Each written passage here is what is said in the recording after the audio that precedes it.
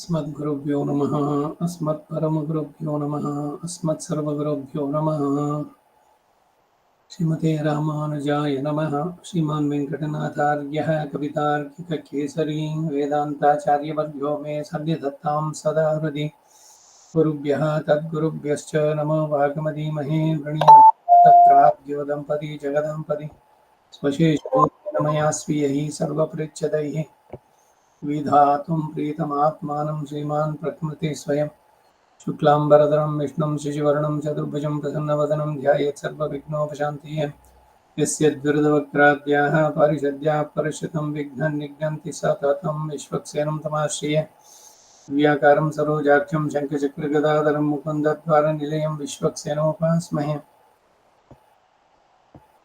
व्यासं वसिष्ठनप्तारं शक्तये पौत्रमकल्मषं पराशरात्मजं वन्दे शुकदातं तपोनिधिं। व्यासाय विष्णुरूपाय व्यासरूपाय विष्णुवे नमो वै ब्रह्मनिधये वासिष्ठाय नमो नमः।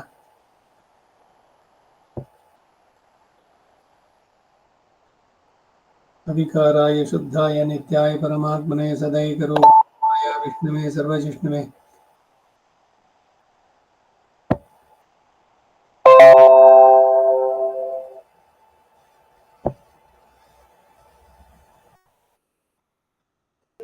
ನಮಸ್ಕಾರ ಮೇಮ. ನಮಸ್ಕಾರಂ. ಕೇಟೋರ್ದಾ?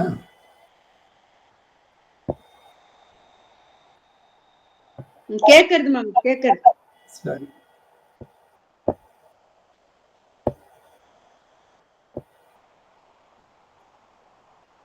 सम्यग्ज्ञाय कलापेन महता भारतेन च उपबृंहितवेदाय नमो व्यासाय विष्णुवे मुनिं सिद्धाम्बुधभासं वेदव्यासमकल्मषं वेदव्यासं सरस्वत्या वासं व्यासं नमाम्यहम्। अचतुर्वदनो ब्रह्मा द्विभावरपुरो हरिः अपाललाचुनशम्भुः भगवान् बादरायणः विष्णुं कमलपत्राक्षं पुण्यश्रवणकीर्तनं वासुदेवं जगद्योनिं नौमि नारायणं हरिम्। कृष्णाय यादवेन्द्राय ज्ञानमुद्राय योगिने नाथाय रुक्मिणीशाय नमो वेदान्तवेदिने सारथ्यमर्जुनस्य आजौ कुर्वन् गीतामृतं ददौ लोकत्रयोपकाराय तस्मै कृष्णात्मने नमः। सर्वोपनिषदो गावो दोग्धा गोपालनन्दनः पार्थो वत्सः सुधीर्भोक्ता दुग्धं गीतामृतं महत्। मलनिर्मोचनं पुंसां जलस्नानं दिने दिने सगद्गीताम्बसि स्नानं संसारमनमोचनं गीता कर्तव्या किमन्ये शास्त्रविस्तरैः। या स्वयं पद्मनाभस्य मुखपद्माद्विनिसृतः सर्वशास्त्रमयी गीता सर्वदेवमयो हरिः सर्वतीर्थमयी गङ्गा सर्वधर्ममयो मनः। यस्मिन् प्रसादयोऽपि देते शास्त्राण्यशासुर्यः यन्महिमाश्रयाणि कृष्णेन तेन यदि स्वयमेव गीतं शास्त्रस्य तस्य सदृशं किमिहास्ति शास्त्रम्। भीष्मद्रोणतटा जयद्रथजला गान्धारनीलोत्पला शल्यग्राहवती कृपेण वहिनी कर्णेन वेलाकुला अश्वत्थामविकर्णघोरमकरा दुर्योधनामर्तिनी सोत्तीर्णाः खलपाण्डवैरणनदी कैवर्तके केशवे। नमोऽस्तु ते व्यासविशालबुद्धे पुल्लारविन्दायतपद्मनेत्र येन त्वया भारततैलपूर्णः प्रज्वालितो ज्ञानमयप्रदीपः प्रपन्नपारिजाताय तोत्रवेत्रैकपाणये ज्ञानमुद्राय कृष्णाय गीतामृतदुहे नमः। वसुदेवसुतं देवं वंशचाणूरमर्दनं देवकी परमानन्दं कृष्णं वन्दे जगद्गुरुम्। पाराशर्यवचः सरोजमवलं गीतार्थगन्धोत्कटं नानाख्यानककेसरं हरिकथासम्बोधनाबोधितं लोके सज्जनजट्पदैराराः पिपीयमानं मुदा भूयाद्भारतपङ्कजं कलिमलप्रध्वंसिनः श्रेयसे। मुखं करोति वाचालं पङ्गुं लङ्घयते गिरिं यत्कृपादमहं वन्दे परमानन्दमाधवम्। यं ब्रह्मा वरुणेन्द्रो रुद्रमरुतस्तुन्वन्ति दिव्यैस्तवैः वेदैः सङ्गपदक्रमोपनिषदैर्गायन्ति यं सामगाः ध्यानावस्थिततद्गतेन मनसा पश्यन्ति यं योगिनः यस्यान्तं न विदुःसुरासुरगणा देवाय तस्मै नमः। अर्थाय प्रतिबोधितां भगवता नारायणेन स्वयं व्यासेन गृहीतां पुराणमुनिना मध्ये महाभारतम् अद्वैतामृतवर्षिणीं भगवतीम् अष्टादशाध्यायिनीम् अम्ब त्वामनुसन्दधामि भगवद्गीते भवद्वेषिणीम्। अष्टमैषी समेता श्रीकृष्णाय परब्रह्मणे नमः। अथार्षे श्रीमद्भगवद्गीतासु उपनिषत्सु ब्रह्मविद्यायां योगशास्त्रे श्रीकृष्णार्जुनसंवादे विभूतियोगो नाम दशमोऽध्याये। षट्त्रिंशः श्लोकः। श्रीकृष्णाय नमः। द्यूतं छलयतामस्मि तेजस्तेजस्विनामहं जयोऽस्मि व्यवसायोऽस्मि सत्त्वं सत्त्ववतामहं 1310 ಪುಟ ಶ್ಲೋಕ 36 ಮೂಲಕ್ಕೆ ಅರ್ಥ ಛಲಯತಾಂ ಅಸ್ಖಲಿತಂ ಛಲಂ ಎಂಬ ನಿಘಂಟು ಪ್ರಕಾರ ಛಲ ಎಂದರೆ ಎದುರಾಳಿಗೆ ಅವಮರ್ಯಾದೆಗಾಗಿ ಮೋಸ ಮಾಡಿ ಗೆಲ್ಲಬೇಕು ಎಂಬ ಆಶೆ. ಅಂತಹ ವ್ಯಾಪಾರವನ್ನು ಉಳ್ಳವರಂತಹ ದ್ಯೂತಂ ಪಗಡೆ ಮೊದಲಾದ ಮೋಸದ ಜೂಜಾಟವು ಅಹಂಸಿ ನಾನಾಗಿದ್ದೇನೆ. ಹಾಗೆ ಮೋಸದಿಂದ ಗೆಲ್ಲುವ ಅಧಿಕಾರಿಗೂ ಆತ್ಮ ನಾನೇ ಎಂಬ ತಾತ್ಪರ್ಯ. ಹಾಗೆ ಗೆಲ್ಲುವವನು ನಾನೇ ಎಂಬ ಸಮಾನಾಧಿಕರಣ್ಯ ಭಾವವು ಕೂಡ. ಆದರೆ ಮೂಲದಲ್ಲಿ ದ್ಯೂತೋಸ್ಮಿ ಎಂಬಲ್ಲಿ ಪಗಡೆ ಆಟ ಮೊದಲಾದ ಕ್ರಿಯೆಯೊಂದಿಗೆ ಸಮಾನಾಧಿಕರಣ್ಯ ಹೇಗೆ ಎಂಬ ಪ್ರಶ್ನೆ ಯುಕ್ತವಾದದ್ದು. ಹಾಗೆ ಗುಣ ಮೊದಲಾದ ದ್ರವ್ಯಗಳೊಂದಿಗೆ ಸಮಾನಾಧಿಕರಣ್ಯವು ಹೇಗೆ ಎಂಬುದು ಹಿಂದೆನೇ ಹೇಳಲ್ಪಟ್ಟಿದೆ 10:30ರಲ್ಲಿ. ಅಂತಹ ಗುಣಕ್ರಿಯೆಗಳು ಹೇಳಲ್ಪಟ್ಟಾಗ ತತ್ಸಂಬಂಧಿ ದ್ರವ್ಯಗಳೊಂದಿಗೆ ಸಮಾನಾಧಿಕರಣ್ಯ ಎಂದು ತಿಳಿಯತಕ್ಕದ್ದು.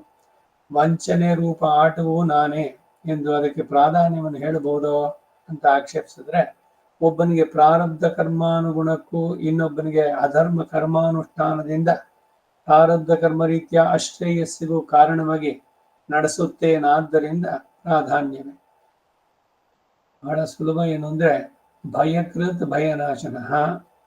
ಅವನು ವಾತ್ಸಲ್ಯೈಕ ಚಲದೆ, ದೋಷವೊಂದು ಇಲ್ಲದವನು, ಪರಮಕಾರುಣಿಕ, ಹೀಗೆಲ್ಲ ಇದ್ಬಿಟ್ಟು ಮತ್ತೆ ಭಯಕೃತ್ ಅನ್ನೋದು ಅವನಿಗೆ ಹೆಂಗೆ ಸರಿ ಅಂದ್ರೆ, ಇದೇನೆ ಅವರವರ ಕರ್ಮಕ್ಕೆ ಸರಿಯಾಗಿ ಅವರಿಗೆ. ಈಗ ಶಿವನಿಗೆ ಮೋಹಶಾಸ್ತ್ರಂಕಾರ್ಯ ಅಂತ ಅಂದ್ಬಿಟ್ಟು ಸ್ಮಶಾನವಾಸಿಗಳಾಗಿ ಅವರುಗಳು ತಾವೇನೋ ಸಿದ್ಧಿ ತಗೊಂಡ್ರೆ ಸ್ಮಶಾನದ ಮೇಲೆ ಶವದ ಮೇಲೆ ಕೂತ್ಕೊಂಡು ಶವದ ಬುರುಡೆ ಇದೆಯಲ್ಲ ಅದರಲ್ಲಿ ಅನ್ನ ಆಹಾರ ತಿನ್ನುವಂತಹದ್ದು ಇವೆಲ್ಲ ಪಾಶುಪತ ಮತ. ಇದಕ್ಕೆ ಉಗಮ ಹೇಗೆ ಅಂದ್ರೆ, ಯಾರು ಭಗವದ್ ವಿರೋಧಿ ಕಾರ್ಯ ತುಂಬಾ ತೀವ್ರವಾಗಿ ಮಾಡಿದ್ದಾರೆ, ಕ್ಷಿಪಾಮಿ ಆಸುರಿಂ ಯೋನಿಂ ಅಂತ ಭಗವದ್ಗೀತೆನಲ್ಲೇ ಹೇಳಿದ್ದು. ಆ ರೀತಿನಲ್ಲಿ ಅವ್ರಿಗೆ ಆ ರೀತಿನಲ್ಲಿ ಕೊಡ್ತಾರೆ. ಮೈಗೆಲ್ಲ ಬೂದಿ ಬೆಳ್ಕೊಂಡು ಏನೇನೋ ಇದು ಮುಳ್ಳು ಚುಚ್ಕೊಂಡು, ಇಲ್ಲ ತಲೆ ಒಳಗಡೆ ಭೂಮಿ ಒಳಗೆ ಹಾಕಿ ಕಾಲ್ ಮೇಲಕ್ಕೆ ಇಟ್ಕೊಂಡು, ಮಳೆಗಳು ಇರೋಂಥ ಒಂದು ಮಣೆ ಅದ್ರ ಮೇಲೆ ಇದು ಮಾಡಿ ನಿಂತ್ಕೊಳ್ಳೋದು, ಹಠಯೋಗ, ಇದು ಏನೇನೋ ಸಿದ್ಧಿಗಳಿಗಾಗಿ ಮಾಡುವಂಥದ್ದು. ಭಗವಂತನ ಪಡಿಬೇಕು ಅಂತಿಲ್ಲ, ದಾರಿ ತಪ್ಪುವಂಥದ್ದು. ಹಾಗೆ ವಂಚನೆ, ದ್ಯೂತ ಇವುಗಳಲ್ಲಿಯೂ ನಾನೇ ಇದ್ದೇನೆ ಅಂತ ಅಂದ್ಬಿಟ್ಟಂದ್ರೆ, ಭಗವಂತನಿಗೆ ಅವ್ರಿಗೆಲ್ಲ ಹಿಂಸೆ ಕೊಟ್ಟು ಅಥವಾ ಅವರ ಸಂಸಾರ ಹಾಳಾಗಿದ್ದು ನೋಡಿ ಸಂತೋಷ ಪಡ್ತಾನೆ ಅಂತಲ್ಲ, ಅವರವರ ಕರ್ಮದ ಪ್ರಕಾರ ಕೊಡ್ತಾನೆ. ಆದರೆ ಅವ್ರೇನಾದ್ರು ಭಗವಂತನಲ್ಲಿ ಪ್ರಾರ್ಥನೆ ಮಾಡಿದ್ರೆ ಭಯಕೃತ ಆಗಿದ್ದವನು ಭಯ ನಾಶನೂ ಆಗ್ತಾನೆ. ಅವನ ಕೃಪೆ ಒಂದು ಇದ್ರೆ, ನಿನ್ನ ಕೃಪೆ ಒಂದಿದ್ರೆ ಸಾಕು ಅಂತಂದ್ರೆ, ಏನೇನು ನಮ್ಮ ಕರ್ಮದ ಪ್ರಕಾರ ಏನೇನು ಅನುಭವಿಸ್ಬೇಕು ಅಂತಿದೆಯೋ ಅದನ್ನು ಅವನು ಬದಲಾಯಿಸಬಲ್ಲ. ಯಾಕೆಂದ್ರೆ ಕರ್ಮಾಧ್ಯಕ್ಷ ಅವನು, ಕರ್ಮವೇ ಪ್ರಧಾನವಾಗುವುದಿಲ್ಲ. ಇದನ್ನು ಸರಿಯಾಗಿ ತಿಳಿಬೇಕಾದದ್ದು.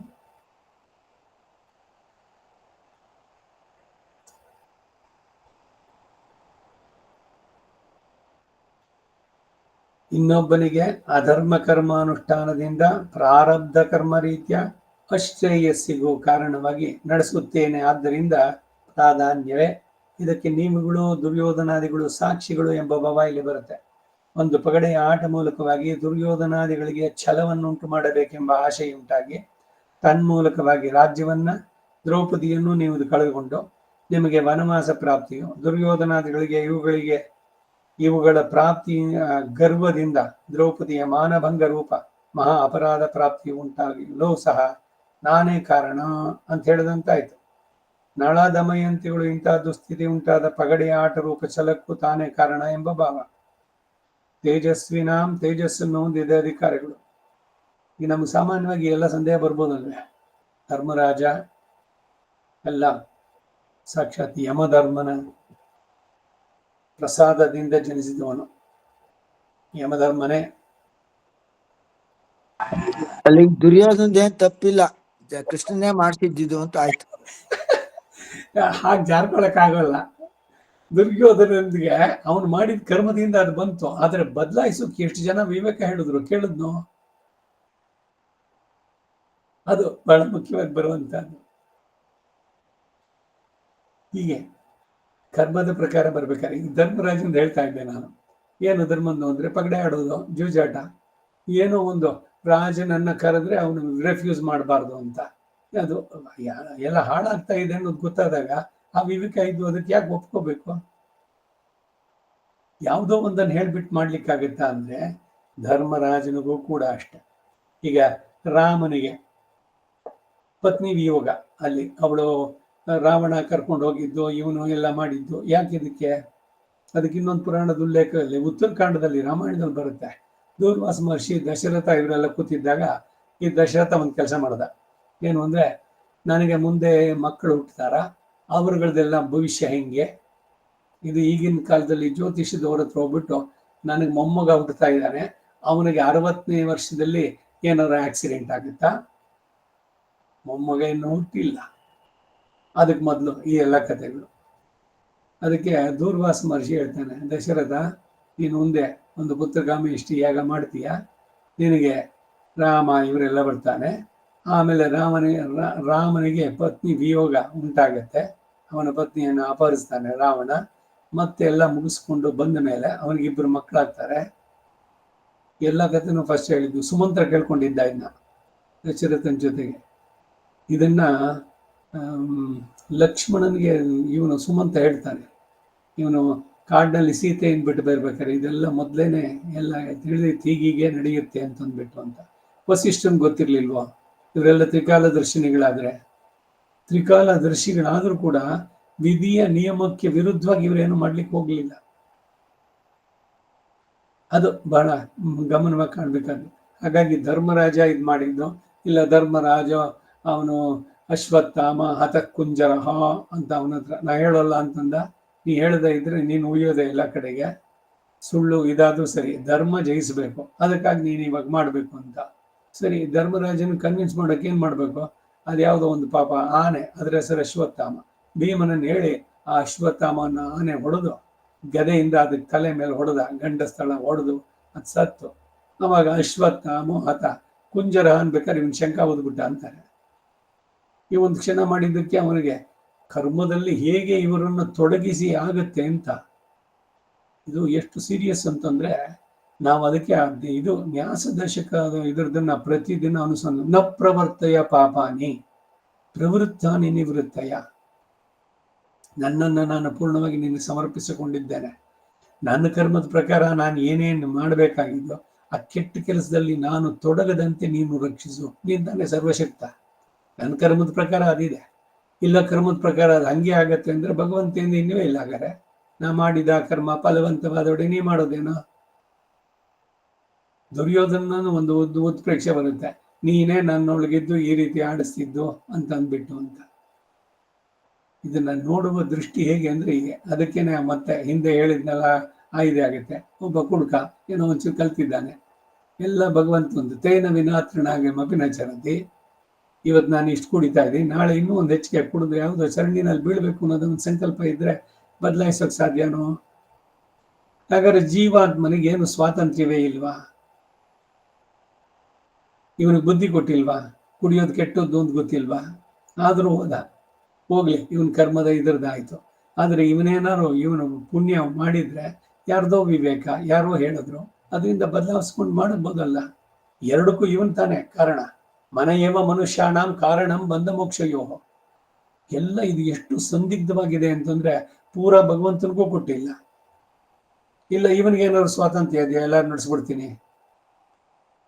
ಸೊ ಆ ರೀತಿನಲ್ಲಿ ಯಾವ ಗುಣಗಳು ಅವುಗಳ ಅಟ್ಟಹಾಸ, ಅದರಿಂದ ಇವರು ಕ್ರಿಯೆನಲ್ಲಿ ತೊಡಗುವಂಥದ್ದು ಎಲ್ಲವೂ ಕೂಡ ಇರೋದು.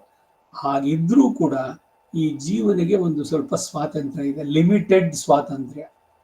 ಅದರಲ್ಲಿ ಈ ಶುಡ್ ಆಪ್ಟ್. ಒಳ್ಳೆಯದನ್ನು ಸೇರಿಸ್ಕೊಂಡ್ರೆ ಉದ್ಧಾರ ಆಗ್ತಾನೆ, ಕೆಟ್ಟದಕ್ಕೆ ಹೋದ್ರೆ ಹಾಳಾಗ್ತಾನೆ. ಆವಾಗ ಭಗವಂತನ ಇದು ಮಾಡೋಕ್ಕಾಗಲ್ಲ. ಎಲ್ಲ ಭಗವಂತನ ಸಂಕಲ್ಪ, ಏನ್ ಮಾಡೋಕ್ಕಾಗತ್ತೆ ಅಂತ ಅನ್ನೋಕ್ಕಾಗಲ್ಲ. ದುರ್ಯೋಧನಾದಿಗಳಿಗೆ ಇವುಗಳ ಪ್ರಾಪ್ತಿಯಿಂದ ಗರ್ವ, ಅದರಿಂದ ದ್ರೌಪದಿಯ ಮಾನಭಂಗ ರೂಪ ಮಹಾ ಅಪರಾಧ ಪ್ರಾಪ್ತಿ ಉಂಟಾಗಲು ಸಹ ನಾನೇ ಕಾರಣ ಅಂತ ಹೇಳಿದ ಅಂತಾಯ್ತು.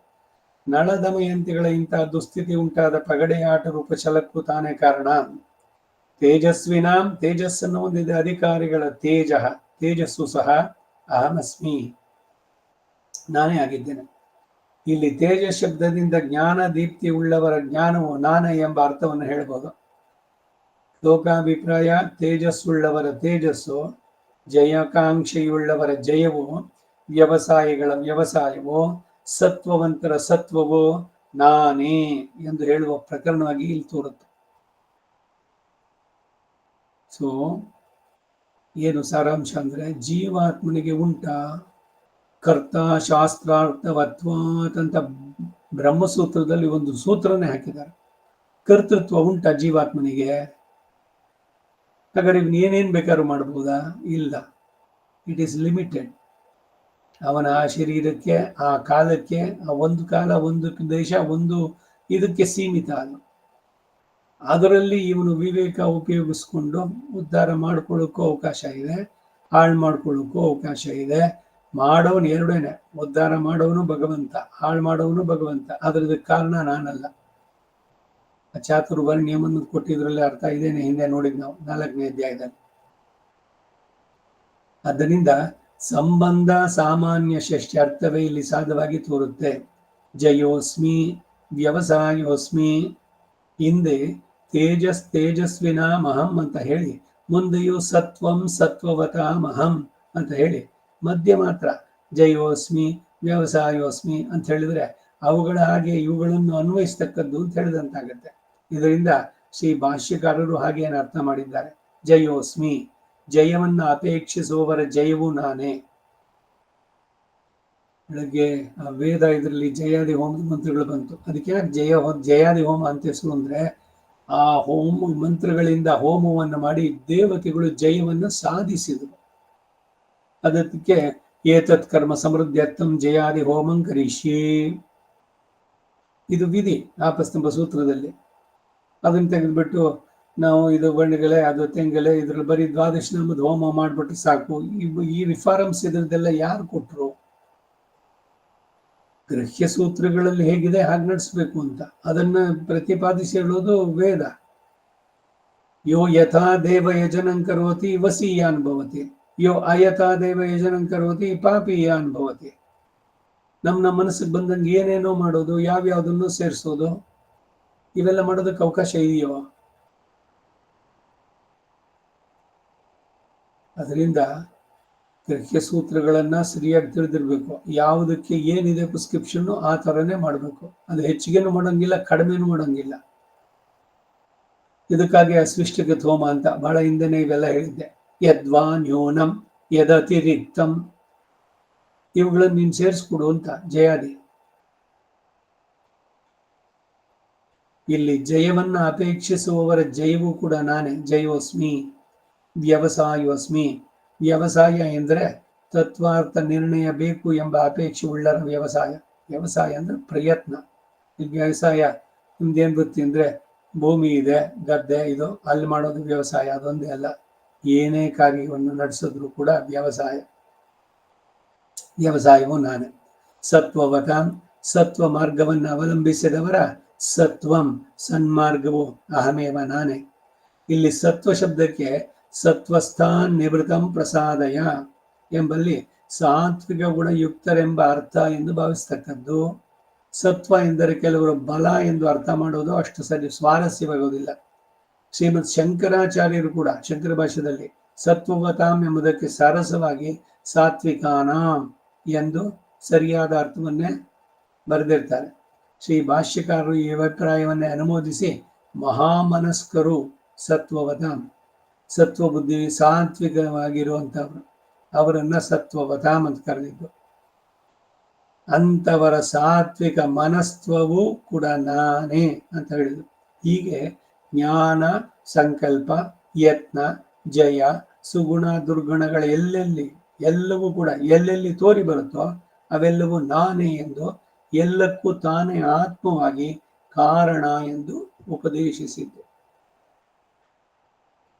ಕೃಷ್ಣ ಅರ್ಜುನ ಒಂದೊಂದಾಗಿ ಹೇಳ್ತಾ ಬರಬೇಕಾದ್ರೆ ವಿಭೂತಿ ಯೋಗದಲ್ಲಿ. ಈಗ ಈ 36ನೇ ಶ್ಲೋಕಕ್ಕೆ ಭಾಷ್ಯ. ಛಲಂ ಕುರ್ವತಾಂ ಛಲತ್ವದ್ವೇಷ್ಟ್ವ ದೇ ಛಲ ಛಲ ಛಲಾಸ್ಪದ್ವೇಷ ಕ್ಷಾಲ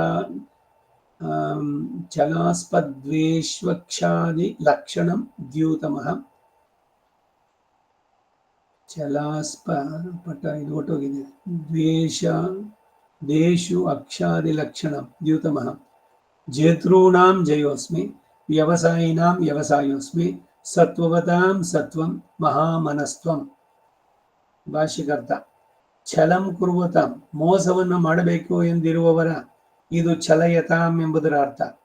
ಛಲಾಸ್ಪದೇಶು ಶತ್ರುವಿಗೆ ಪರಾಜಯವನ್ನು ಮಾಡುವುದಕ್ಕೆ ಅವಕಾಶ ಇರುವ ಅಕ್ಷಾದಿ ಲಕ್ಷಣ ಪಗಡೆ ಆಟಾದಿ ಶಬ್ದದಿಂದ ಇಸ್ಪೀಟಾಟ, ಕುದುರೆ ಜೂಜು, ಕ್ಷೇತ್ರ, ದನ ಮೊದಲಾದ ರೂಪದಲ್ಲಿ ಬೆಟ್ಟಿಂಗು ಎಲ್ಲದಕ್ಕೂ ಕಟ್ಟೋದು. ಈ ದ್ಯೂತಮಃ ಜೂಜಾಟ ನಾನೇ. ಇಲ್ಲಿ ಜೂಜಾಟಕ್ಕೆ ಪ್ರಾಶಸ್ತ್ಯ ಯಾವುದರಿಂದ ಅಂತಂದ್ರೆ ಆ ಆಟದಲ್ಲಿ ಮಗ್ನನಾದವನಿಗೆ ಅನೇಕ ಸಂದರ್ಭಗಳಲ್ಲಿ ತನ್ನ ಸರ್ವಸ್ವವು ಕೂಡ ಸ್ವಲ್ಪವೂ ಪ್ರಯಾಸವಿಲ್ಲದೆ ಅರ್ಜುನಾದಿಗಳಿಗೆ ಉಂಟಾದ ಹಾಗೆ ನಾಶವಾಗುವುದರಿಂದ ಅಂತ ಗ್ರಹಿಸ್ತಕ್ಕದ್ದು. ಕುದುರೆ ರೇಸು ಅಮೆರಿಕ ಇದರಿಂದ ಚೆನ್ನೈ ಮಡ್ರಾಸಿನಿಂದ ಎಲ್ಲರೂ ಬರ್ತಾ ಏನ್ ಮಾಡ್ತಾರೆ ಅಂದ್ರೆ ಕೈನಲ್ಲಿ ಆಚು ಉಂಗ್ರ ಏನೇನಿದೆಯೋ ಅದೆಲ್ಲ ಒಂದು ರಿಟರ್ನ್ ಟಿಕೆಟ್ ಒಂದು ಹಾಕೊಂಡ್ಬಿಟ್ಟಿರ್ತಾರೆ ಮೊದಲು. ಅಕಸ್ಮಾತ್ ಎಲ್ಲ ಹೋಗ್ಬಿಟ್ರೆ ಅಟ್ಲೀಸ್ಟ್ ವಾಪಸ್ ಹೋಗಿ ಇದನ್ನು ಸೇರ್ಬೇಕು ಅಂತ. ಯಾಕೆ ಇಷ್ಟೊಂದು ಅಂದ್ರೆ ಆ ಸೆಳೆತ ಅಷ್ಟೊಂದು. ಇದನ್ನೆಲ್ಲ ಒಟ್ಟಿಗೆ ದುರ್ವ್ಯಸನ ಅನ್ನೋದು. ಪಗಡೆ ಆಟ ಹಿಂದೆ ಎಲ್ಲ ಇದು ಮಾಡ್ತಾ ಇದ್ದಿದ್ದು, ಅದರಲ್ಲಿ ದುಡ್ಡು ಇಟ್ಟಾಡೋದು. ಇಲ್ಲ ಇಸ್ಪೀಟ್ನಲ್ಲಿ ದುಡ್ಡು, ಬರೀ ಇಸ್ಪೀಟ್ ಒಂದಕ್ಕೆ ಅಲ್ಲ. ಈ ಪಾರ್ಕ್ಗಳಲ್ಲಿ ಬ್ಯಾಡ್ಮಿಂಟನ್ ಆಟ ಆಡ್ತಾರೆ. ಪಾಯಿಂಟ್ಸ್, 1 ಪಾಯಿಂಟ್ 100 ರೂಪಾಯಿ 200 ರೂಪಾಯಿ ಅಂತ. ಅದೇನದು? ಏನೋ ಮನಸ್ಸಿಗೆ ದೈಹಿಕವಾಗಿ ಒಂದು ವ್ಯಾಯಾಮ, ಮನಸ್ಸಿಗೆ ಒಂದು ಸಂತೋಷ ಇದು ಸಿಗುತ್ತೆ, ಅದಕ್ಕಾಗಿ ಕ್ರೀಡೆ. ಆದರೆ ಕ್ರೀಡೆದಲ್ಲಿ ದುಡ್ಡು ಮಾಡಬೇಕು ಅಂತ ಮಾಡಿದ್ರೆ ಅವನು ಎಂಥ ವ್ಯಸನಿ ಅಂತ ಅಂದ್ಬಿಟ್ಟು ಅನ್ಸುತ್ತೆ. ಸೊ ಎಲ್ಲದರಲ್ಲೂ ಕೂಡ ಹಣ ಸಿಗುತ್ತೆ ಇದು ಅಂತಲ್ಲ, ಸುಮ್ಮನೆ ಮನರಂಜನೆಗೆ ಮಾಡಬೇಕಾದ್ದು ಅಷ್ಟೇನೆ, ಅಷ್ಟಕ್ಕೆ ಇಟ್ಕೊಂಡು ಸಾಕು. ಅದಕ್ಕಿಂತ ಅದರಲ್ಲಿ ಏನೋ ಹಣ ಮಾಡಬೇಕು, ಇನ್ನೇನೋ ಸಿಗುತ್ತೆ ಅಂತ ಅಂದ್ಕೊಂಡು ಅದ್ರೊಳಗಡೆ ಸಿಕ್ಕಾಕೊಳ್ಳೋದಿದೆಯಲ್ಲ, ಅದೆಲ್ಲ ಬಹಳ ಕಷ್ಟ. ಎಲ್ಲ ಆಶ್ಚರ್ಯ ಆಗುತ್ತೆ. ನಾನು ವೈದ್ಯಕೀಯ ಇದರಲ್ಲಿದ್ದಾಗ ಈ ಸಕಲೇಶ್ಪುರದಲ್ಲಿ ಒಬ್ಬರು ಸರ್ಜನ್ನು ಬಹಳ ಫೇಮಸ್ಸು, ಚೆನ್ನಾಗಿ ಮಾಡ್ತಾ ಇದ್ರು ಎಲ್ಲ. ಅವ್ರು ಒಂದು ಏನು ಅಂತಂದ್ರೆ ಜೂಜು. ಶನಿವಾರ ಆಯ್ತು ಅಂದ್ರೆ ಬೆಂಗಳೂರಿಗೆ ಬಂದು ಶನಿವಾರ ಭಾನುವಾರ ಅದು ಏನೇನು ಮಾಡಿದ್ರು ಎಲ್ಲ ತಂದು ಇಲ್ಲಿ ಸುರಿದು ಬಿಡೋದು, ಕಳ್ಕೊಂಡು ಹೋಗೋದು. ಹಾಗೇನೆ ನಮ್ಮ ಸರ್ಕಾರದವ್ರು ಮಾಡಿದ್ದು ಆ ಮೈಸೂರು ಸ್ಟೇಟ್ ಲಾಟ್ರಿ. ಈ ಲಾಟ್ರಿನಲ್ಲಿ ಎಲ್ಲರೂ ಅದಕ್ಕೆ ಊಟಕ್ಕೆ ಯಾರು ಒಂದು ತಿಂಡಿ ತಿಂದಿರ್ಬೋದಾಗಿತ್ತು, ಅದನ್ನು ಅದ್ರಲ್ಲಿ ಹಾಕ್ಬಿಡ್ತಾನೆ, ಏನೋ ಬಂದ್ಬಿಡತ್ತೆ ಅಂತ. ಯಾವಾಗಲೂ ಏನು 4 ಸಲ ಮಾಡಿದಾಗ ಎಲ್ಲ 15 ರೂಪಾಯಿ ಬಂದ್ಬಿಡ್ತು ದುಡ್ಡು ಅಂತ. ಎಷ್ಟು ಜನ ಕೊಡೋಕ್ಕಾಗತ್ತೆ? ಆದರೆ ದುಡ್ಡೆಲ್ಲ ಮಾಡೋದು ಇದೆಲ್ಲ ದ್ಯೂತಗಳು. ಸರ್ಕಾರ ಇದಕ್ಕೆಲ್ಲ ಸಹಕಾರ ಮಾಡಬಾರ್ದು. ಸರ್ಕಾರದಿಂದನೇ ನಡೆಸ್ಕೊಟ್ರೆ ಬೇಲಿ ಹೊಲನೆಲ್ಲ ಮೇದೊಡ ತಾಯಿಯೇ ಮಗುವಿಗೆ ವಿಷವನ್ನು ಓಡಿಸ ಹರಕೊಲ್ಲಲ್ ಪರಕಾಯುವನೇ ಹರ ಹರ ಶ್ರೀಚನ್ನ ಸೋಮೇಶ್ವರ. ನಮಗೆ ರಕ್ಷಕರಾಗಿರ್ಬೇಕಾದಂತ ಈ ಶಾಸಕರು ಇವರೆಲ್ಲ ಭಕ್ಷಕರಾಗ್ಬಿಟ್ರೆ ನಮ್ಮನ್ನು ಹಿಂಡೋದು. ಅದು ಟ್ಯಾಕ್ಸು ಇದು ಏನೋ ಒಂದೊಂದು ಹಾಕಿ ಹೋಗ್ಲಿ, ಅದು ಸರ್ಕಾರಕ್ಕೆ ಹೋಗುತ್ತಾ? ಅವರವರ ಪರ್ಸನಲ್ಗೆ. ಈ ಸಂಸ್ಕೃತಿಗೆ ಮೂಲ ನಮ್ಮ ಮಹಾತ್ಮ ಗಾಂಧಿ, ಅಲ್ಲಿಂದ ಮುಂದಕ್ಕೆ ನೆಹರು ಫ್ಯಾಮಿಲಿ 70 ವರ್ಷದಿಂದ. ಬ್ರಿಟಿಷರ ಆಳ್ವಿಕೆಯಲ್ಲಿ ಇಲ್ಲದಕ್ಕಿಂತ ಇನ್ನೂ ವರ್ಷ ಹೋಗಿದ್ದು. ಎಲ್ಲಿ ಹೋಯ್ತು ನೈತಿಕತೆ, ಮೌಲ್ಯಗಳು ಎಲ್ಲ? ಅಲ್ಲಿರೋರೆಲ್ಲ ಬರೀ ತಮ್ಮ ಸ್ವಂತ ದುಡ್ಡು ಮಾಡ್ಕೊಳ್ಳೋಕೆ ಹೊರತು ಈ ಲೋಕದ ಹಿತ ನೋಡೋಕೆ ಯಾರಿಗಾರು ಇದೆಯಾ ಒಂದು ಸ್ವಲ್ಪನಾದ್ರೂ? ಇದಕ್ಕೆಲ್ಲ ಇದು ಕೊಟ್ಟವ್ರು ಯಾರು? ಆರಂಭ ಈಗ ಎಲ್ಲೇ ಸ್ಟ್ರೈಕ್ ಆಯಿತು, ಬಸ್ ಸುಡೋದು, ಮೂಲ ಪಿತಾಮಹ ಯಾರೋ? ನಮ್ಮ ಗಾಂಧಿ. ಹೀಗೆ ಸಮಾಜವನ್ನೇ ದಾರಿ ತಪ್ಪಿಸುವಂತದ್ದು. ಆದ್ರೆ ಎಲ್ಲದಕ್ಕೂ ಬರುತ್ತೆ ಕಾಲಗಳು, ಎಲ್ಲದಕ್ಕೂ ಒಂದು ಎಂಡ್ ಇರ್ಬೇಕಲ್ಲ. ಒಳ್ಳೆಯ ದಿನಗಳು ಬರ್ತಾ ಇದೆ, ಪ್ರಾರ್ಥನೆ ಮಾಡೋಣ ನಾವು ಭಗವಂತನ. ಲೋಕ ಸಮಸ್ತ ಸುಖಿನೋ ಭವಂತು. ಬ್ರಾಹ್ಮಣನಿಗಿದು ಲೋಕಹಿತಂ ಮಮ ಕರಣೀಯಂ. ಒಳ್ಳೆಯದನ್ನು ಉಂಟು ಮಾಡು, ದುಷ್ಟಶಕ್ತಿಗಳು, ರಾಷ್ಟ್ರ ವಿಧ್ವಂಸಕಾರಿಗಳು ನಾಶವಾಗಲಿ ಅನ್ನೋ ಪ್ರಾರ್ಥನೆ ನಾವು ಮಾಡಬೇಕು. ಕಲಿಸುತ್ತೆ ಅದು. ಭಗವಂತನಲ್ಲಿ ಪ್ರಾರ್ಥನೆ ಮಾಡಿದ್ವಿ ಇಷ್ಟ ಆಗೋಲ್ಲ.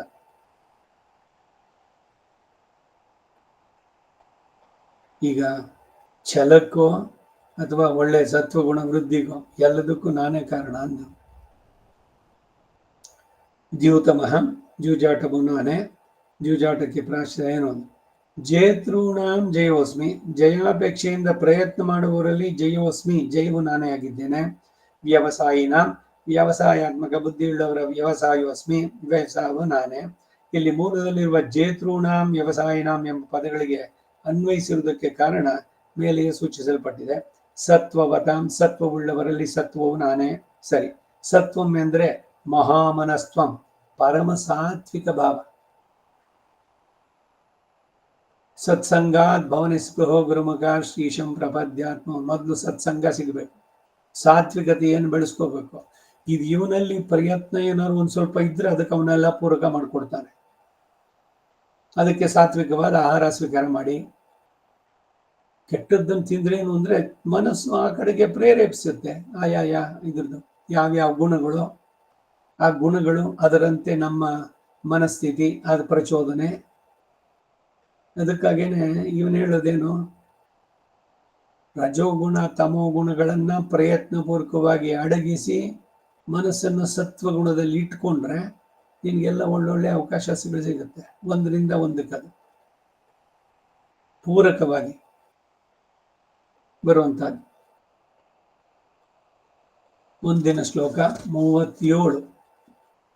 ವೃಷ್ಣೀನಾಂ ವಾಸುದೇವೋಸ್ಮಿ, ಪಾಂಡವಾನಾಂ ಧನಂಜಯ, ಮುನೀನಾಂ ಅಪ್ಯಹಂ ವ್ಯಾಸಃ, ಕವೀನಾಂ ಉಶನಾ ಕವಿಃ. ಇಲ್ಲಿ ಯಥಾ ಪ್ರಕಾರ ಷಷ್ಟ್ಯಂತ ಪದಗಳೆಲ್ಲ ನಿರ್ಧಾರಣಾರ್ಥವನ್ನು ಸೂಚಿಸುತ್ತೆ. ಸಮಾಸಗಳು, ಸಂಧಿಗಳು, ಷಷ್ಠಿ ಹೇಳೋದು, ಷಷ್ಠಿ ವಿಭಕ್ತಿ, ಚತುರ್ಥಿ ವಿಭಕ್ತಿ ಇವುಗಳಲ್ಲಿ. ತನ್ನ ದಿವ್ಯಮಂಗಳ ವಿಗ್ರಹವು ಅರ್ಜುನನೂ ಸಹ ತನ್ನ ಉತ್ಕೃಷ್ಟ ವಿಭೂತಿಗಳೇ ಎಂದು ಪ್ರಥಮತಃ ಪೂರ್ವಾರ್ಧದಲ್ಲಿ ಹೇಳಿದ್ದಾರೆ. ನರ ನಾರಾಯಣ ರೂಪಿಯಾಗಿ ಭಗವಂತನೇ ಆಗಿದ್ದು, ಬೇರೆ ಅಂತಲ್ಲ. ಸೊ ಪಾಂಡವರ ಮಧ್ಯದಲ್ಲಿ ನಾನೇ ಧನಂಜಯ, ತನಗೆ ತಾನೇ ಗುರುವಾಗಿ ಕೃಷ್ಣಂ ಒಂದೇ ಜಗದ್ಗುರು, ಶಿಷ್ಯನಾಗಿ ಸಖನಾಗಿ ಅರ್ಜುನ, ಎರಡೂ ನಾನೇ.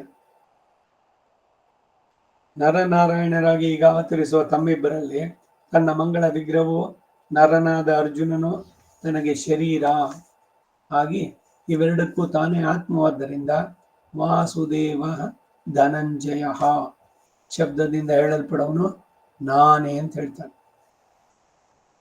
ಅರ್ಜುನನ 10 ಹೆಸರಿನಲ್ಲಿ ಇದೆಯಲ್ಲ, ಅರ್ಜುನ, ಫಲ್ಗುಣ, ಪಾರ್ಥ, ಕಿರೀಟಿ, ಶ್ವೇತವಾಹನ, ಬೀಭತ್ಸು, ವಿಜಯ, ಕೃಷ್ಣ, ಸವ್ಯಸಾಚಿ, ಧನಂಜಯ. ಆದ್ದರಿಂದ ನನ್ನ ದಿವ್ಯಮಂಗಳ ವಿಗ್ರಹವು ನೀನು ಸಹ ಉತ್ಕೃಷ್ಟ ವಿಭೂತಿಗಳು ಅಂತ ಇಲ್ಲಿ ಉಪದೇಶಿಸ್ತಾರೆ. ವೃಷ್ಣೀನಾಂ, ಈ ಯದುವಂಶದಲ್ಲಿ 4 ವೃಷ್ಣಿಗಳು, ಅಂಧರು, ಅಂಧಕರು, ಭೋಜರು, ಶೌರ್ಯ ವಂಶ. ಅದಕ್ಕೆ ಅವನನ್ನ ಶೌರಿ ಅಂತ ಕರೆದಿದ್ದು ಭಗವಂತನನ್ನು. ಶೂರಸೇನ ಇದನ್ನಲ್ಲ, ಅವನಿಂದ ಮುಂದಕ್ಕೆ ಬಂದಿದ್ದು ಶೂರ. 4 ಕೂಡ ಯದುವಂಶದಲ್ಲಿ ಪ್ರಣವಾದ. ವೃಷ್ಣಿನ, ವೃಷ್ಣಿ ವಂಶದ ರಾಜರ ಮಧ್ಯದಲ್ಲಿ ಇಲ್ಲಿ ಸಾಧಾರಣ ಎಲ್ಲ ವೃಷ್ಟಿಗಳು ಹೇಳಲ್ಪಟ್ಟರು ಎಂದು ಭಾವಿಸ್ತಕ್ಕದ್ದಲ್ಲ. ಅದು ಸ್ವಾರಸ್ಯಾರ್ಥವಾಗೋದಿಲ್ಲ. ಇತರ ಯಾದವರಿಗೂ ಕೃಷ್ಣನಿಗೂ ಅಜಗಜಾಂತರ ಸಿದ್ಧ, ಅದನ್ನು ಹೇಳಲು ಬರಲಿಲ್ಲ. ಇತರ ಯಾದವ ರಾಜರಿಗೂ ಈ ಯಾದವ ರಾಜ ಸಿಂಹನಾದಂಥ ಕೃಷ್ಣನಿಗೂ ಇರುವ ವೈಲಕ್ಷಣ್ಯವೇ ಇಲ್ಲಿ ಹೇಳಲ್ಪಟ್ಟಿದ್ದು ಎಂದು ಭಾವಿಸ್ತಕ್ಕದ್ದು. ಶ್ರೇಷ್ಠರಾದ ಆ ವಂಶದ ರಾಜರುಗಳಲ್ಲೂ ಶ್ರೇಷ್ಠತಮನಾದ ವಾಸುದೇವ ಅಸ್ಮಿ, ವಸುದೇವ ಪುತ್ರನಾದವನು ನಾನೇ. ಪರಮಾತ್ಮನೇ ತಾನಾಗಿರುವಾಗ ಈ ಸಮಾನಾಧಿಕರಣ್ಯ ಪ್ರಯೋಗ ತುರಗವು ಅಶ್ವವು ಎಂದು ಹೇಳುವ ಹಾಗೆ ರಸಾಭಾಸವುಳ್ಳ ವಾಕ್ಯ ಆಗುವುದಿಲ್ವೇ ಅಂತಂದ್ರೆ ಇದಕ್ಕೆ ಹಿಂದೆಯೇ ಸಮಾಧಾನ ಹೇಳಲ್ಪಟ್ಟಿದೆ. ಇನ್ನೊಂದು ಸಲ ಇದರ ಭಾಷ್ಯದಲ್ಲಿ ಅನುವಾದ ಮಾಡಿ ಹೇಳಲ್ಪಡುತ್ತೆ. ಪಾಂಡವಾನಾಂ, ಪಾಂಡುಪುತ್ರರುಗಳಲ್ಲಿ ಧನಂಜಯ, ರಾಜಸೂಯ ಯಾಗಕ್ಕಾಗಿ ಅನೇಕ ರಾಜರನ್ನು ಜಯಿಸಿ ಧನ ಆರ್ಜನೆಯನ್ನು ಮಾಡಿದವನು ಧನಂಜಯ ಎಂದು ಕರೆಯಲ್ಪಡ್ತಾನೆ. ಅವನು ಯಾರೋ ಅವನು ಕೂಡ ನಾನೇ. ಅಂದರೆ ಪಾಂಡುಪುತ್ರರಲ್ಲಿ ಶ್ರೇಷ್ಠನಾಗಿರುವ ಅರ್ಜುನನಿಗೆ ಆತ್ಮವಾಗಿ ಇರುವವನು ಕೂಡ ನಾನೇ.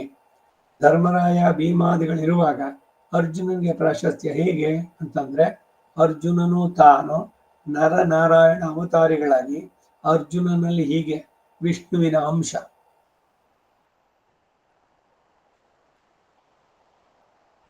ಅರ್ಜುನನಲ್ಲಿ ವಿಷ್ಣುವಿನ ಅಂಶ ಇರೋದ್ರಿಂದ ನರನಾರಾಯಣ.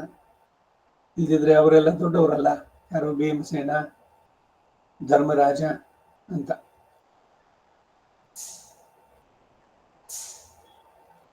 ನರನಾರಾಯಣ ರೂಪಿ ಅವುಗಳಲ್ಲಿ. ಮತ್ತೆ ಆ ವಿಷ್ಣು ಅಂಶ ಇರುವುದರಿಂದಲೂ ಆ ಕಾರಣದಿಂದ ವಿಶ್ವರೂಪ ಪ್ರದರ್ಶನ ಏನು, ಗೀತಾ ಶಾಸ್ತ್ರೋಪದೇಶ ಏನು, ಲೀಲಾ ಸಾರಥ್ಯ ಏನು, ಇಂತಹ ಅನುಗ್ರಹಗಳು ಇತರ ಪಾಂಡವರಿಗೆ ಲಭಿಸದೆ ಅರ್ಜುನನಿಗೆ ಮಾತ್ರ ಲಭಿಸಿದ್ದನದಲ್ಲೂ ಅರ್ಜುನನಿಗೆ ಪ್ರಾಧಾನ್ಯ ಹೆಚ್ಚು. ಅಧರ್ಮಿಗಳಾದ ದುರ್ಯೋಧನ ದುಶ್ಯಾಸನಾದಿಗಳನ್ನು ಗೆಲ್ಲುವುದು ಅಷ್ಟು ಮಹತ್ತಾದುದಲ್ಲ. ಬ್ರಹ್ಮವಿತ್ತಾಗಿರುವ ಶ್ರೀ ಭೀಷ್ಮರನ್ನ ಶರತಲ್ಪದಲ್ಲಿ ಬಂಧಿಸುವ ಶಕ್ತಿ ಅರ್ಜುನನಲ್ಲಿ ಮಾತ್ರವೇ ಪ್ರತಿಷ್ಠಿತವಾದ್ದರಿಂದಲೂ ಕೂಡ ಆ ಮಹಾತ್ಮೆ. ಪಾಂಡವರಲ್ಲಿ ಧನಂಜಯನು ನಾನೇ ಅಂತ ಹೇಳಿದ್ದರಿಂದ ಜೀವ ಪರಮಾತ್ಮರ ಐಕ್ಯ ಹೇಳಲ್ಪಟ್ಟಿತು ಎಂದು ಭಾವಿಸಿದರೆ ಸಾಮಾನಾಧಿಕರಣ್ಯಾರ್ಥವು ಹೊರಟು ಹೋಗುತ್ತೆ. ಮುನೀನಾಂ ಮನನಶೀಲರಾದಂತಹ ಧ್ಯಾನ ಯೋಗ ನಿಷ್ಠರಲ್ಲಿ ವ್ಯಾಸ, ಮಹಾಶ್ರೇಷ್ಠರಾದಂತಹ ವ್ಯಾಸರು ಅಹಮೇವ ನಾನೇ, ತದಾತ್ಮಕನು ಕೂಡ ನಾನೇ.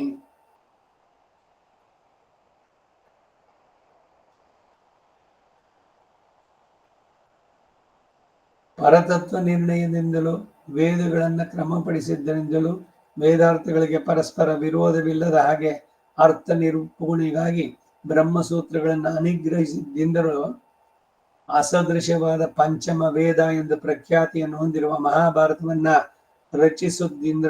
ರಚಿಸಿದ್ದರಿಂದಲೂ ಈ ಗೀತಾಚಾರ್ಯೋಪದೇಶವು ನಮಗೆ ಲಭಿಸುವ ಹಾಗೆ ಮಾಡಿದ್ದರಿಂದಲೂ ಪ್ರಪನ್ನನಿಗೆ ಬೇಕಾದ ತತ್ವ ಹಿತ ಪುರುಷಾರ್ಥಗಳನ್ನು ಅವನಲ್ಲಿ ಪ್ರಜ್ವಲಿಸುವ ಜ್ಞಾನ ಭಕ್ತಿ ವೈರಾಗ್ಯಗಳನ್ನ ಬಹು ನಿಪುಣತರವಾಗಿ ಭಾಗವತದಲ್ಲಿ ಉಪಪಾದಿಸುವುದರಿಂದಲೂ ಶ್ರೀ ವೇದವ್ಯಾಸರಿಗೆ ಎಲ್ಲ ಋಷಿಗಳಿಗಿಂತಲೂ ವಿಶೇಷವಾದಂತಹ ಪ್ರಾಶಸ್ತ್ಯ. ಮುನೀನಾಮಪ್ಯಹಂ ವ್ಯಾಸ ಅಂತ ಹೇಳಿದ್ನಲ್ಲ, ಎಲ್ಲ ಮುನಿಗಳಲ್ಲಿ ನಾನು ವ್ಯಾಸ. ಯಾಕೆ ಅವನಿಗೆ ಏತ್ತು ಅನ್ನೋದು ಇದು.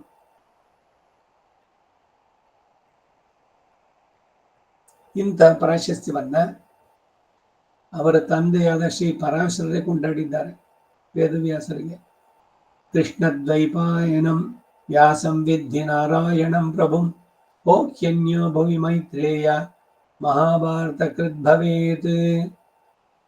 ತನ್ನ ಮಗನಾದ ವ್ಯಾಸ ಮಹರ್ಷಿಯನ್ನ ನಾರಾಯಣಾಂಶ ಸಂಭೂತರು ಎಂದೇ ಓ ಮೈತ್ರೇಯರೇ ನೀವು ತಿಳಿತಕ್ಕದ್ದು. ಏಕೆಂದ್ರೆ ಇಂತಹ ಅಂಶವಿಲ್ಲದ ಬೇರೆ ಯಾವನು ಈ ಅಮೋಘ ಗ್ರಂಥವನ್ನು ಭಾರತವನ್ನು ರಚಿಸಲು ಸಾಧ್ಯ?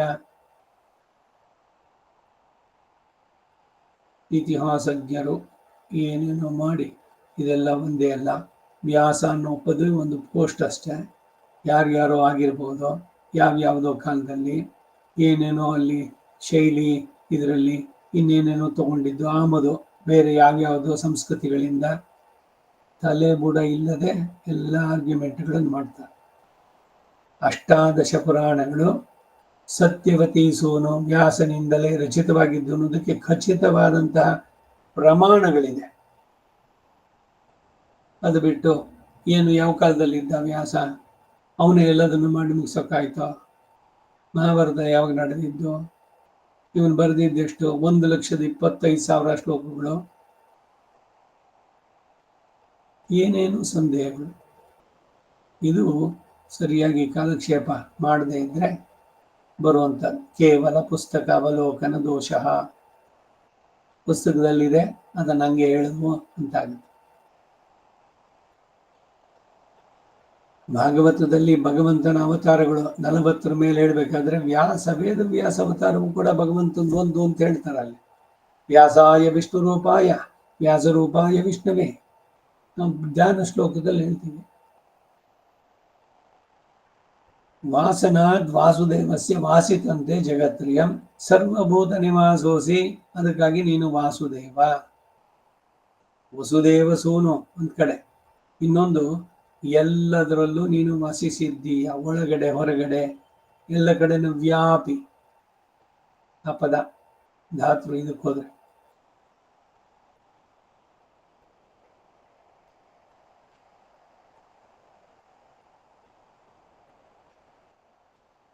ಕವೀನಾಂ ಉಶನಾ ಕವಿ, ಕವಿಗಳ ಮಧ್ಯದಲ್ಲಿ ಮಹಾಜ್ಞಾನಿಗಳಾಗಿ ಶಾಸ್ತ್ರಜ್ಞಾನ ವಿವೇಕಜನ್ಯ ಜ್ಞಾನಗಳಿಂದ ಪ್ರಕಾಶಿಸುತ್ತಿರುವಂತವರಲ್ಲಿ ಉಶನಾ ಎಂಬ ಮಹಾಪ್ರಾಜ್ಞರು ಯಾರು, ಆತನು ಕೂಡ ನಾನೇ. ಅವನಿಗೆ ಆತ್ಮಕನಾಗಿ ತದಾತ್ಮಕನಾಗಿ ಇರೋನು ನಾನೇ. ಉಶನಸ್ಸು ಶುಕ್ರರು ನೀತಿಶಾಸ್ತ್ರ ವಿಷಾದರಾದ್ದರಿಂದ ಅವರಿಗೆ ಮಹಾತ್ಮೆ ಹೇಳಲ್ಪಟ್ಟಿದ್ದು. ಶುಕ್ರ ನೀತಿ ಅಂತಾನೆ ಒಂದು ಗ್ರಂಥ, ಬಹಳ ಶ್ರೇಷ್ಠವಾದ್ದು. ಶುಕ್ರಾಚಾರ್ಯ ದೇವರಿಗೆ ಗುರು, ಅದು ನಿಜ. ಅದರ ಬರೆದಿದ್ದಂಥದ್ದು ಇವತ್ತಿಗೂ ಕೂಡ.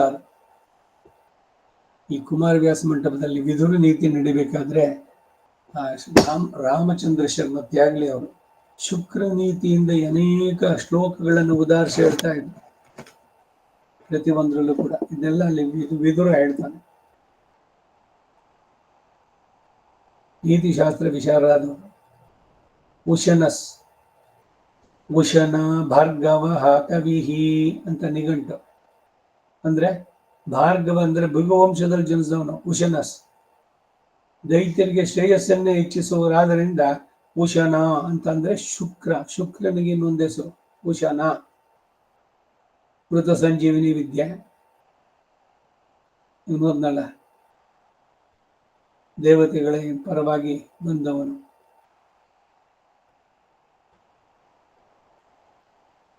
ದೇವಯಾನಿ ಶರ್ಮಿಷ್ಠೆ ಈ ವೃತ್ತಾಂತದಲ್ಲೆಲ್ಲ ಕಚ ದೇವಯಾನಿ, ಕಚ ದೇವತೆಗಳಿಂದ ಕಳಿಸಲ್ಪಟ್ಟವನು. ಉದ್ದೇಶ ಬಂದಿದ್ದು ಶುಕ್ರನಲ್ಲಿ ಮೃತ ಸಂಜೀವಿನಿ ವಿದ್ಯೆ ಕಲಿಬೇಕು ಅಂತ.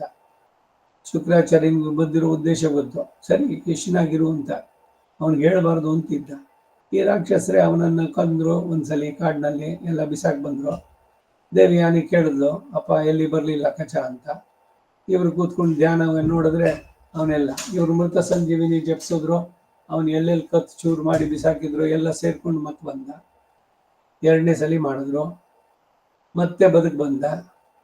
ಕಡೆಗೆ ರಾಕ್ಷಸರು ಇವ್ರಿಗೊಂದು ಕೆಲಸ ಮಾಡೋಣ ಅಂತ ಹೇಳಿ ಶುಕ್ರಾಚಾರ್ಯನಿಗೆ ಅವನನ್ನ ಕಡಿದು ಚೂರು ಮಾಡಿ ಸುಟ್ಟು ಆ ಬೂದಿಯನ್ನ ಹೆಂಡದಲ್ಲಿ ಮಿಕ್ಸ್ ಮಾಡಿ ಶುಕ್ರಾಚಾರ್ಯನ ಕುಡಿಸಿದ್ರು.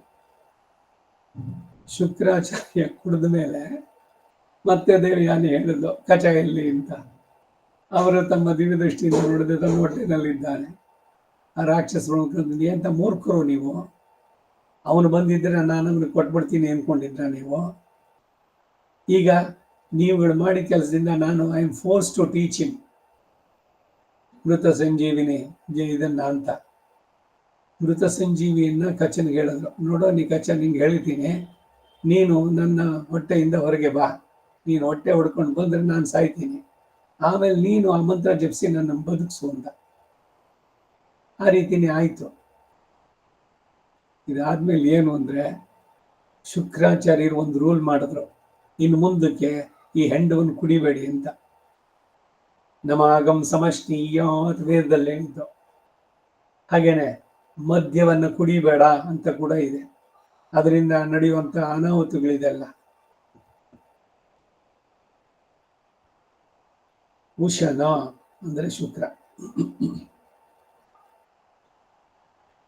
37ನೇ ಶ್ಲೋಕಕ್ಕೆ ರಾಮಾನುಜನ ಭಾಷ್ಯ.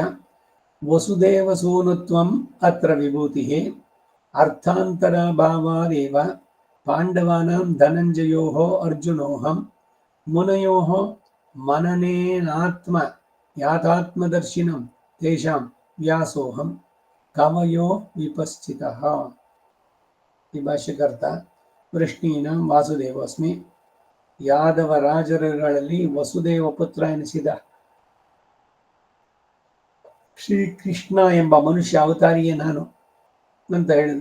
ಪರತತ್ವವೇ ಶ್ರೀಕೃಷ್ಣನಾಗಿ ವಸ್ತು ಅಂತರವೇ ಇಲ್ಲದಿರುವಾಗ ವಿಭೂತಿತ್ವವು ಸಾಮಾನಾಧಿಕರಣ್ಯವು ಹೇಗೆ ಕೂಡುತ್ತೆ ಎಂಬ ಶಂಕೆಗೆ ಸಮಾಧಾನಾರ್ಥವಾಗಿ ವಸುದೇವ ಸೂನುತ್ವಂ ಅತ್ರ ವಿಭೂತಿ. ವಸುದೇವನಿಗೆ ಪುತ್ರತ್ವದಿಂದ ಇರೋದು ಇಲ್ಲಿ ವಿಭೂತಿಯು. ವಸುದೇವ ಸೂನುವಾಗಿರುವ ದಿವ್ಯಮಂಗಳ ವಿಗ್ರಹ ವಿಭೂತಿಯೋ ಎಂಬ ಭಾವ. ಹೀಗೆ ಭಾವಿಸಲು ಕಾರಣ ಏನು ಅಂದ್ರೆ ಅರ್ಥಾಂತರಾಭಾವಾತ್ ಏವ, ಇನ್ನು ಬೇರೆ ವಸ್ತುವೇ ಇಲ್ಲದೆ ಇರೋದ್ರಿಂದ, ಅರ್ಥಾಂತರ ಶಬ್ದದಿಂದ ಬೇರೆ ಚೇತನವೇ ಇಲ್ಲವಾದ್ದರಿಂದ ಎಂಬ ಭಾವ. ಶ್ರೀಕೃಷ್ಣನು ಆತನ ಶರೀರವೋ ಇಷ್ಟು ಮಾತ್ರವೇ ಇರೋದರಿಂದ ಶ್ರೀಕೃಷ್ಣನಲ್ಲದೆ ಬೇರೆ ಇನ್ನು ಯಾರೂ ಇಲ್ಲ ಅನ್ನೋದು ತಾತ್ಪರ್ಯ. ಇಲ್ಲಿ ಸಾಮಾನಾಧಿಕರಣ್ಯವನ್ನ ತನಗೂ ತನ್ನ ಶರೀರಕ್ಕೂ ಹೀಗೆ ಭಿನ್ನ ಪದಾರ್ಥಗಳಿಗೂ ಹೇಳಿರೋದ್ರಿಂದ ನಮಗೆ ಇದು ಸಮಂಜಸ. ಅದ್ವೈತ ಸಿದ್ಧಾಂತಕ್ಕಾದರೂ ಎರಡೂ ಒಂದೇ ಆತ್ಮವಾಗಿ ಭಿನ್ನವಾದಗಳೇ ಇಲ್ಲವಾದ್ದರಿಂದ ಸಮಾನಾಧಿಕರಣ್ಯ ಪ್ರಯೋಗಕ್ಕೆ ಅಲ್ಲಿ ಅನುಕೂಲ ಇಲ್ಲ. ಪರಮಾತ್ಮನಿಗಿಂತ ಆತನ ವಿಭೂತಿಯೇ ಬೇರೆಯೇ ಆಗಿರಬೇಕು. ಈ ಸಂದರ್ಭದಲ್ಲಿ ಆತನು ವಸುದೇವ ಪುತ್ರನಾಗಿ ವಹಿಸಿರುವಂತಹ ದಿವ್ಯಮಂಗಳ ವಿಗ್ರಹ ಅಲ್ಲದೆ ಬೇರೆ ವಸ್ತುವಂತರ ಇಲ್ಲದೆ ಇರುವುದರಿಂದ ಅದೇ ವಿಭೂತಿಯು. ಈ ಪ್ರಶಂಸೆಯು ಹಿಂದೆಯೇ ರಾಮಶಸ್ತ್ರಭೃತಾಮಹಂ, ಶಸ್ತ್ರಧಾರಿಗಳಲ್ಲಿ ನಾನು ರಾಮ ಅಂತ ಹೇಳಿದ್ದು ಅಲ್ಲಿ ನಡೆಯೋದ್ರಿಂದ ಹಾಗೆ ಇಲ್ಲಿಯೂ ಹೇಳಲ್ಪಟ್ಟಿದೆ ಎಂಬ ಅಭಿಪ್ರಾಯದಿಂದ ಅಭಾವಾರೇವ ಎಂಬಲ್ಲಿನ ಏವಕಾರ ಪ್ರಯೋಗ.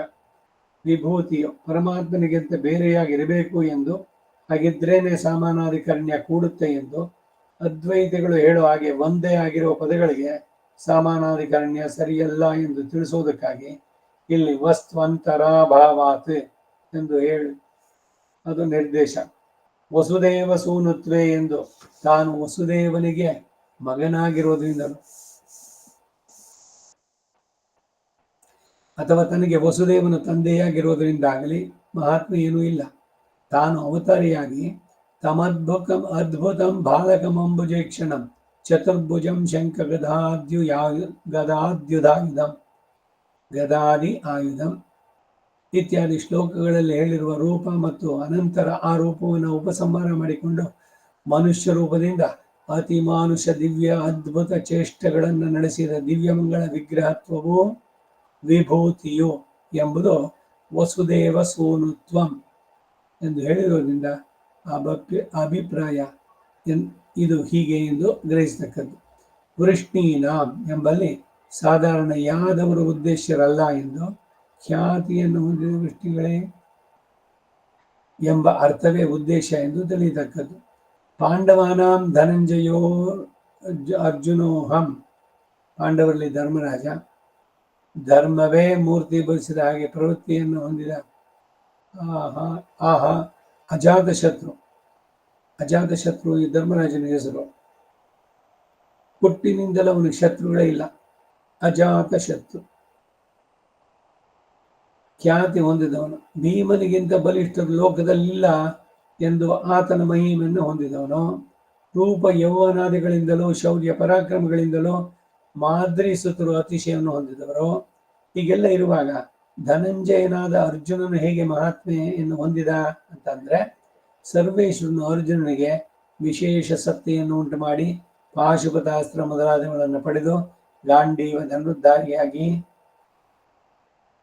ಇರುವ ಹಾಗೆ ಅನುಗ್ರಹಿಸಿ, ಹಿಂದೆ ಅಸದೃಶವಾದ ರಾಜಸೂಯಾಗ ಅದನ್ನು ನಿರ್ವಹಿಸುವುದಕ್ಕಾಗಿ ಬೇಕಾದ ಪುಷ್ಕಳ ಧನವನ್ನ ರಾಜರುಗಳಿಂದ ಸಂಗ್ರಹಿಸಿದ್ದರಿಂದ ಧನಂ ಜಯ ಎಂಬ ಶಬ್ದದಿಂದ ಪ್ರಖ್ಯಾತನು ಮತ್ತು ನರ ಅವತಾರಿಯಾಗಿ ತನ್ನ ಅಂಶವನ್ನು ಹೊಳ್ಳುವನು, ನರನಾರಾಯಣ ರೂಪದಲ್ಲಿ.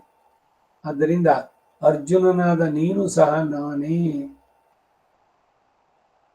ನಿನಗೂ ಸಹ ಸತ್ತಾದಾಯಕವಾಗಿ ನಾನೇ ಆತ್ಮ. ಯುಷ್ಮತ್ ಶಬ್ದವನ್ನು ಪ್ರಯೋಗಿಸಿದ್ರೆ ಧನಂಜಯ ಅಂತ ಹೇಳಿರುವುದು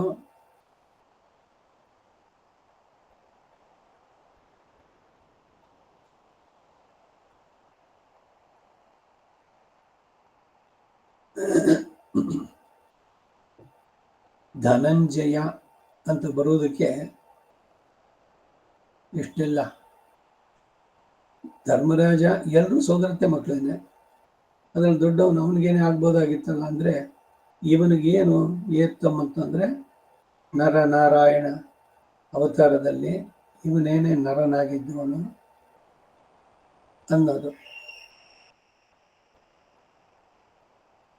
ಕುದುರೆಯನ್ನು ಕಟ್ಟಿ ಹಾಕಿದೆಲ್ಲ ರಾಜರನ್ನು ಜಯಿಸಿ ಬೇಕಾದ ಧನವನ್ನು ಸಂಗ್ರಹಿಸಬೇಕಾದ್ರೆ ಸ್ವಾಮಿ ದತ್ತ ಅಸದೃಶ ಪರಾಕ್ರಮ ಇರತಕ್ಕದ್ದು ಎಂದು ತಾನೇ ಆತ್ಮವಾಗಿ ಅದನ್ನು ದಯಪಾಲಿಸಿದವನು ತಾನೇ ಎಂದು ಸೂಚಿಸುವುದಕ್ಕಾಗಿ ಧನಂಜಯ ಅನ್ನೋ ಪ್ರಯೋಗ. ಭೀಮಸೇನ ಅವನು 10,000 ಆನೆ ಬರೆದವನು, ಅವನಿಗೆಲ್ಲ ಇನ್ನೆಂಥ ವರಗಳೆಲ್ಲ ಬಂದಿತ್ತು. ಪ್ರಧಾನವಾಗಿ ಭೀಮ ಅರ್ಜುನ ಇವರದೇ ತಾನೆ ಮಹಾಭಾರತದಲ್ಲಿ ಎಲ್ಲ ಒಂದೊಂದು ಅಲ್ಲಿ ನೀವು ನೋಡಿದ್ರೆ ಯಾರು ಬೇರೆ ಪಾಂಡವರು ಒಬ್ಬ ಧೃತರಾಷ್ಟ್ರನ ಮಗನನ್ನ ಧಾರ್ತರಾಷ್ಟ್ರನ ಕೊಂದ್ರೆ ಅಷ್ಟು ಜನರನ್ನು ಕೂಡ ಭೀಮ ಒಬ್ಬನೇ ಹೊಡೆದ. ಯಾಕಂದ್ರೆ ಅವನು ಶಬ್ದ ಮಾಡಿದ್ದ ಮೊದಲೇನೆ, ಈ ಧಾರ್ತರಾಷ್ಟ್ರ ಅಷ್ಟು ಜನರನ್ನು ನಾನು ಸಾಯಿಸ್ತೀನಿ ಅಂತ. ಅರ್ಜುನನಿಗೆ ಒಂದು ಸಲ ಅವಕಾಶ ಇದ್ದ ಕೂಡ ಇದು ಭೀಮನ ಬೇಟೆ, ನಾನು ಮಾಡೋಂಗಿಲ್ಲ ಅಂತಂದ್ಬಿಟ್ಟು ಅಷ್ಟೇ ಯುದ್ಧ ಮಾಡಿ ಘಾಸಿಗೊಳಿಸಿದ್ದಷ್ಟೇ. ಪ್ರಾಣ ತೆಗೆದಿದ್ದು 100 ಜನಕ್ಕೂ ಭೀಮನೇನೆ. ಮುಂದೆ ಮುನಯ ಅಂದ್ರೆ ಮನನೇನ ಆತ್ಮಯಾಥಾತ್ಮದರ್ಶಿನಃ, ಮನನಶೀಲರಾಗಿ ತತ್ವದ ಯಾಥಾತ್ಮ್ಯವನ್ನು ಕಂಡವರು. ಬರೀ ಮೌನಿಯಾಗಿರೋನು ಮುನಿ ಅಂತಲ್ಲ, ಇಲ್ಲ ಏನೋ ಜಪ ಮಾಡ್ತಾ ಇದ್ದಾನೆ ಮನನಶೀಲ ಅಷ್ಟಕ್ಕೆ ಅಲ್ಲ. ಮನನ ಸಾರದಡುಗೆಯ ವಿಚಾರದೊಲೆಯಲಿ ಮಾಡು ಅಂತ ಹೇಳಿದಂತೆ ವಿಚಾರವನ್ನ ಮಾಡಿ ಮನನದಿಂದ ತತ್ವ ದರ್ಶನ ಮಾಡಿದವರು. ಇದು ಭಗವಂತ, ಈ ಲೋಕಕ್ಕೆ ಆಗಿರೋ ಜಗದಾದಿ ಕಾರಣ ಅವನು, ಅವನದೇ ಇವೆಲ್ಲ ಅನ್ನೋದಕ್ಕೆ ಎಲ್ಲ ಪೂರ್ಣವಾಗಿ ತಿಳಿದು ಯಾಥಾತ್ಮ್ಯವನ್ನು ಕಂಡವರು. ತತ್ವ ಯಾಥಾತ್ಮ್ಯ ಅಂದ್ರು ಇದಕ್ಕೆ. ದೇಶ ಅಂಥವರುಗಳ ಮಧ್ಯೆ ವ್ಯಾಸೋಹಂ, ವ್ಯಾಸ ಮಹರ್ಷಿಯು ನಾನೇ ಅಂದರೆ ತದಾತ್ಮಕನು ನಾನೇ. ಮುನೀನಾಂ ಎಂಬುದಕ್ಕೆ ಋಷಿಗಳ ಮಧ್ಯದಲ್ಲಿ ಎಂದು ಅರ್ಥ ಮಾಡಲು ಮಹರ್ಷೀಣಾಂ ಭೃಗುರಹಂ ಅಂತ ಹಿಂದೆ ಹೇಳಿರೋದ್ರಿಂದ ಅದನ್ನು ವ್ಯಾವರ್ತಿಸಿ ಮುನಿ ಶಬ್ದದ ನಿರ್ವಚನವನ್ನು ಮನಸ್ಸಿನಲ್ಲಿಟ್ಟು ಏತದೇವ ವಿದಿತ್ವಾ ಮುನಿರ್ಭವತಿ, ಮನನದಿಂದ ಮುನಿ ಎಂದು ಹೇಳಲ್ಪಡುವವನು ಎಂಬ ಶ್ರುತಿಗೆ ಅನುಸಾರವಾಗಿ ಮನನೇನ ಆತ್ಮಯಾತಾತ್ಮದರ್ಶಿನಃ ಎಂದು ವ್ಯಾಖ್ಯಾನ ಮಾಡಿದ್ದಾರೆ. ಆಲೋಡ್ಯ ಸರ್ವಶಾಸ್ತ್ರಾಣಿ ವಿಚಾರ್ಯ ಚ ಪುನಃ ಪುನಃ ಇದಮೇಕಂ ಸುನಿಷ್ಪನ್ನಂ ಧ್ಯೇಯೋ ನಾರಾಯಣ ಸದಾ ಎಂದು ವೇದಶಾಸ್ತ್ರಾತ್ ಪರಂ ನಾಸ್ತಿ ನ ದೈವಂ ಕೇಶವಾತ್ ಪರಂ ಹೀಗೆಲ್ಲ ಪರತತ್ವ ಯಾಥಾತ್ಮ್ಯ ನಿರ್ಣಯ ಮಾಡಿದ್ರಿಂದ ಶ್ರೀ ವೇದವ್ಯಾಸರಿಗೆ ವಿಶೇಷವಾದ ಮಹಾತ್ಮೆ. ಮತ್ತು ತಪೋವಿಶಿಷ್ಟಾದಪಿ ವೈ ವಸಿಷ್ಠಾನ್ ಮುನಿಸತ್ತಮಾನ್ ಮನ್ಯೆ ಶ್ರೇಷ್ಠತಮಂ ತ್ವಾನ್ ರಹಸ್ಯತ್ವಾದ್ಯ ರಹಸ್ಯ ಜ್ಞಾನ ವೇದನಾಥ್, ವಸಿಷ್ಠರೇ ಮುನಿಶ್ರೇಷ್ಠರು ಎಂದಿರುವಾಗ ಅವರಿಗಿಂತಲೂ ಶ್ರೀ ವ್ಯಾಸರನ್ನ ಮುನಿಗಳಲ್ಲಿ ಶ್ರೇಷ್ಠತಮರು ಅಂತ ಭಾವಿಸ ಎಂದು ಹೇಳಲ್ಪಟ್ಟಿದೆ. ಯಾಕೆಂದ್ರೆ ತಪೋವಿಶಿಷ್ಟತೆಯಿಂದಲೂ ಮನನಶೀಲರಲ್ಲಿ ತುಂಬಾ ಶ್ರೇಷ್ಠರಾದ್ದರಿಂದಲೂ ಅಂತಹ ಮತ್ತು ರಹಸ್ಯಗಳ ಜ್ಞಾನವನ್ನೆಲ್ಲ ಹೊಂದಿದವರು ಎಂದು ಇವರು ಶ್ರೇಷ್ಠತಮರು. ಸೂಪರ್ಲೇಟಿವ್ ಡಿಗ್ರಿ, ಶ್ರೇಷ್ಠ, ಶ್ರೇಷ್ಠತರ, ಶ್ರೇಷ್ಠತಮ. ಇವರು ಒಂದು ಭಗವದ್ ಅಂಶಾವತಾರವೇ ಎಂಬ ಆಶಯದಿಂದ ವ್ಯಾಸಾಯ ವಿಷ್ಣುರೂಪಾಯ ವ್ಯಾಸರೂಪಾಯ ವಿಷ್ಣವೇ ಎಂದು ಹೇಳಲ್ಪಟ್ಟಿದೆ. ಇದರಿಂದೆಲ್ಲ ಮಹಾತ್ಮೆ. ಕವಯೋ ವಿಪಶ್ಚಿತ, ಕವಿಗಳು ಎಂದರೆ ವಿಪಶ್ಚಿತ್ತುಗಳು, ಮಹಾಪ್ರಾಜ್ಞರು.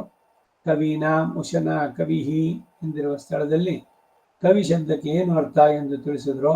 ಕವಿ ಶಬ್ದದಿಂದ ಕಾವ್ಯ ರಚನಾ ಶಕ್ತಿ ಉಳ್ಳವನು ಎಂಬ ಅರ್ಥ ಅಲ್ಲ ಅಂತ ತಿಳಿಸುವುದಕ್ಕಾಗಿ ಹಾಗೆ ಭಾಷ್ಯ.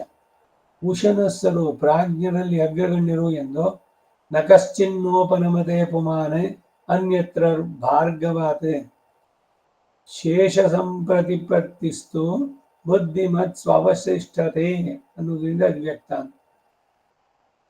ಇಲ್ಲಿಗೆ 37ನೇ ಅಧ್ಯಾಯದ ಶ್ಲೋಕದ ಭಾಷ್ಯ ಮುಗಿಯಿತು. 38ನೇ ಶ್ಲೋಕ. ದಂಡೋ ದಮಯತಾಮಸ್ಮಿ ನೀತಿರಸ್ಮಿ ಜಿಗೀಷತಾಂ ಮೌನಂ ಚೈವಾಸ್ಮಿ ಗುಖ್ಯಾನಾಂ ಜ್ಞಾನಂ ಜ್ಞಾನವತಾಮಹಂ. ಮುಂದುವರಿಯುತ್ತೆ ವಿಭೂತಿ ಯೋಗದ್ದು. ಇದರ ಅರ್ಥವನ್ನ ನಾಳೆ ದಿವಸ ನೋಡೋಣ. ವಸುದೇವ ಸುತಂ ದೇವಂ ಕಂಸಚಾಣೂರಮರ್ದನಂ ದೇವಕೀ ಪರಮಾನಂದಂ ಕೃಷ್ಣಂ ವಂದೇ ಜಗದ್ಗುರುಂ ಆತಸಿ ಪುಷ್ಪಸಂಕಾಶಂ ಹಾರನೂಪುರಶೋಭಿತಂ ರತ್ನಗಣಕೇಯೂರಂ ಕೃಷ್ಣಂ ವಂದೇ ಜಗದ್ಗುರುಂ कुटिलालकसंयुक्तं पूर्णचन्द्रनिभाननं विलसत्कुण्डलधरं देवं कृष्णं वन्दे जगद्गुरुं मन्दारगन्धसंयुक्तं चारुहासं चतुर्भुजं परिपीञ्चावचूडाङ्गं कृष्णं वन्दे जगद्गुरुं श्रीवत्साङ्गं महोरस्कं वनमालाविराजितं शङ्खचक्रधरं देवं कृष्णं वन्दे जगद्गुरुं कृष्णाष्टकमिदं पुण्यं प्रातरुत्थाय प्रेतकोटिजन्मकृतं पापं स्मरणेन विनश्यति कवितार्किकसिंहाय कल्याणगुणशालिने श्रीमते वेङ्कटेशाय वेदान्तगुरवे नमः वादिद्विपशिरोभङ्गपञ्चान्नपराक्रमः श्रीमान् वेङ्कटनाथार्यश्चिरं विजयतां भुवि श्रीमते निगमान्तमहादेशिकाय नमः सर्वं श्रीवासुदेवार्पणमस्तु।